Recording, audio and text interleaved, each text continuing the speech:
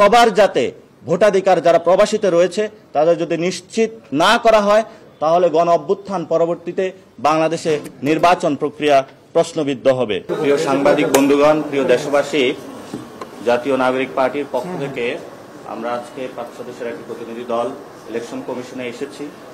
আমরা চিফ কমিশনারের সাথে কথা বলেছি, অনেকগুলা বিষয় নিয়ে কথা হয়েছে এবং এই 24-এর গণ অভ্যুত্থান পরবর্তী যারা শহীদ হয়েছিল, আহত হয়েছিল তাদের প্রতি শ্রদ্ধা পোষণ করে আমি আমার কথা শুরু করছি।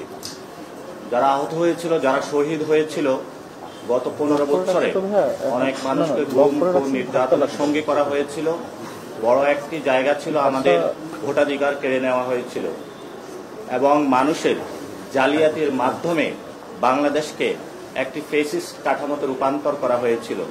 আর এই ফেসিস্ট কাঠামোর রূপান্তরে অন্যতম ভূমিকা রেখেছিল নির্বাচন কমিশন।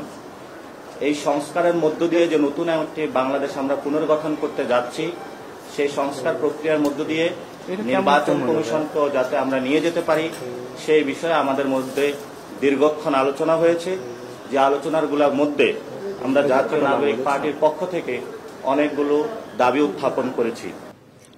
আমরা বলেছিলাম গত 3টি নির্বাচনে যারা অংশগ্রহণ করেছিল প্রার্থী এবং নির্বাচন কমিশনের অনেক কর্মকর্তা কর্মচারীবৃন্দ যারা এই বিষয়গুলোর সাথে জড়িত ছিল এবং তাদেরকে ইনভেস্টিগেশনের মাধ্যমে সঠিক প্রক্রিয়ার নিয়ে এসে দেশবাসীর সামনে দৃশ্যমান একটি বিচারের আওতায় নিয়ে আসতে হবে, যাতে ভবিষ্যৎ বাংলাদেশে কোনো প্রতিষ্ঠান সাংবিধানিক হোক অসাংবিধানিক হোক, কোনো ব্যক্তি কোনো দলের পক্ষে না গিয়ে বাংলাদেশের হাজারো মানুষের রক্তের উপর প্রতিশ্রুতিবদ্ধ হয়ে নতুন একটি ব্যবস্থায় যাত্রা করার জন্য আর এই দুঃসাহস গত 15 বছরের মতন না দেখাতে পারে।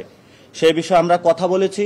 ওনারা আমাদের কাছে প্রতিশ্রুতিবদ্ধ হয়েছেন যে যারা এখানে কর্মকর্তা কর্মচারীবৃন্দ রয়েছেন তাদের থেকে ওনারা শপথ নিয়েছেন, কিন্তু আমরা বলেছি শুধু শপথ